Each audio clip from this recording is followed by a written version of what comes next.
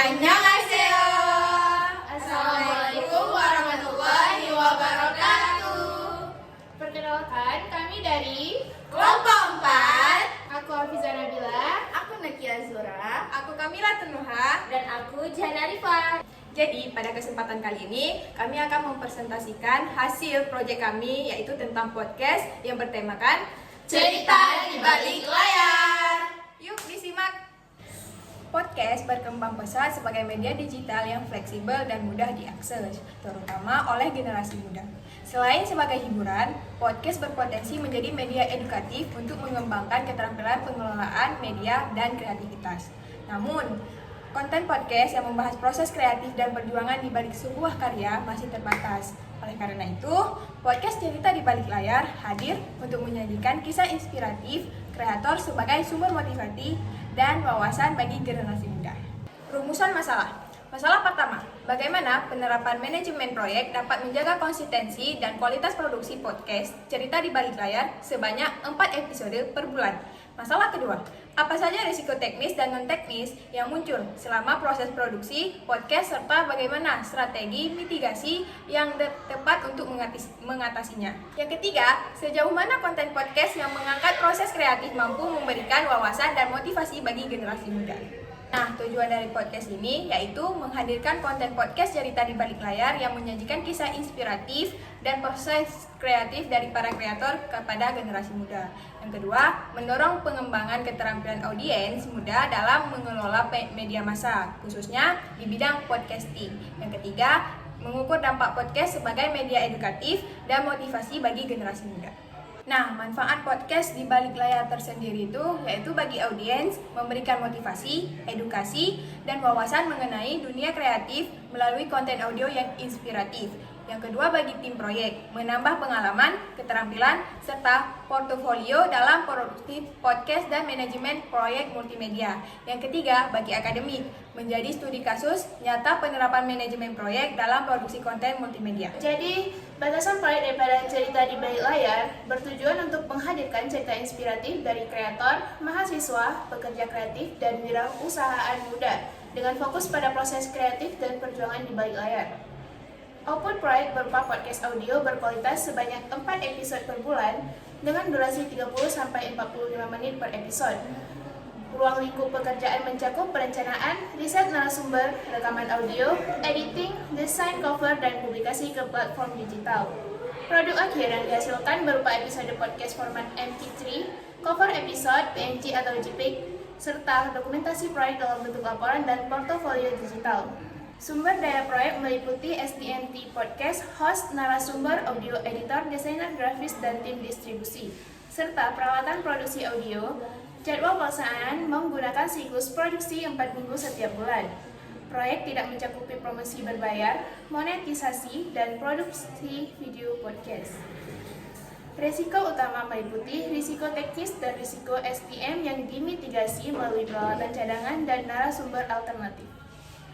Lanjut, metodologi pelaksanaan proyek. Yang pertama itu ada siklus proyek.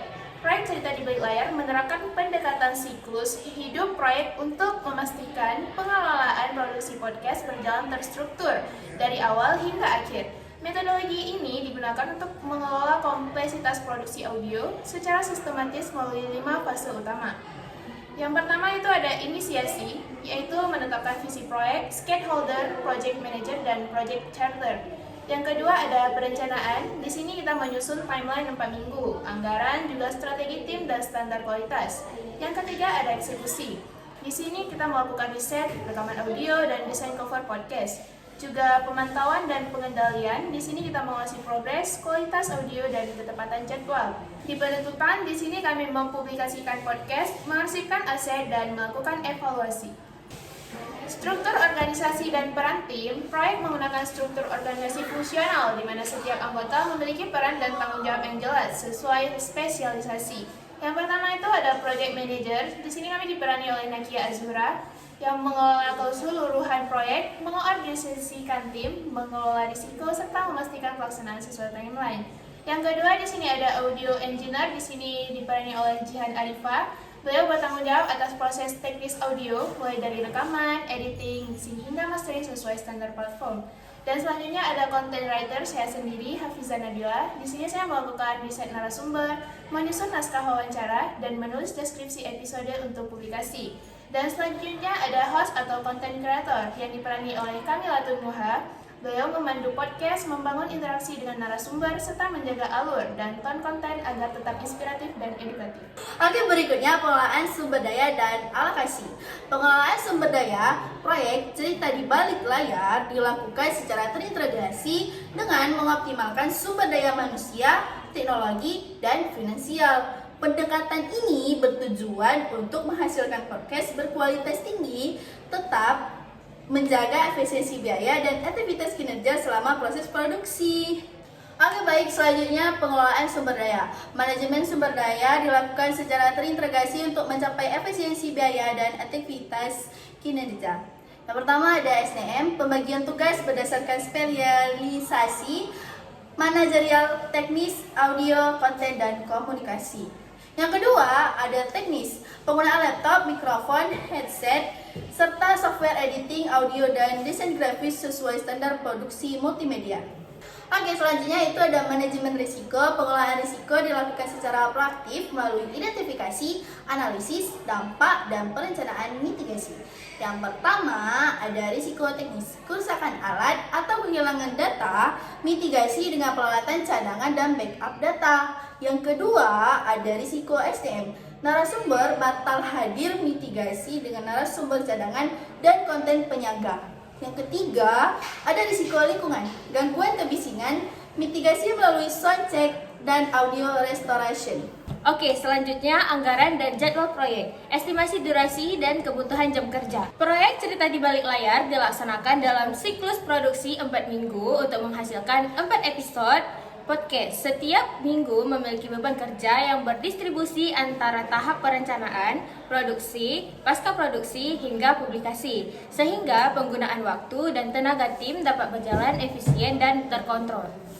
Manajemen waktu, pengelolaan waktu proyek divisualisasikan menggunakan Gantt chart dengan durasi produksi 4 minggu untuk menghasilkan 4 episode podcast.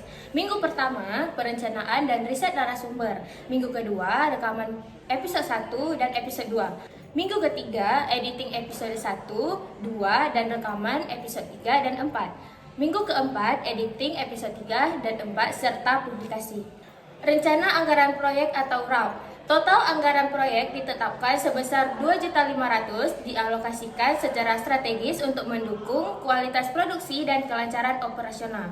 Yang pertama, peralatan rekaman dan produksi 40%, yang kedua, desain grafis dan identitas visual 20%, distribusi dan pemasaran digital 20%, dan yang terakhir operasional dan logistik tim 20%. Anggaran disusun berdasarkan prinsip analisis agar setiap pengeluaran memberikan dampak maksimal terhadap kualitas podcast.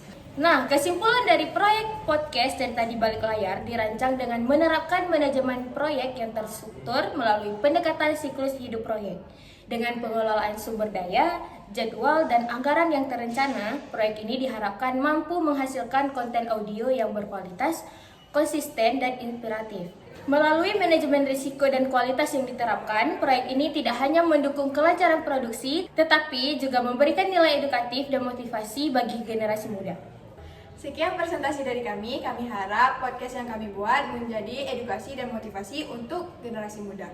Kami akhiri, wassalamualaikum warahmatullahi wabarakatuh. Dadah!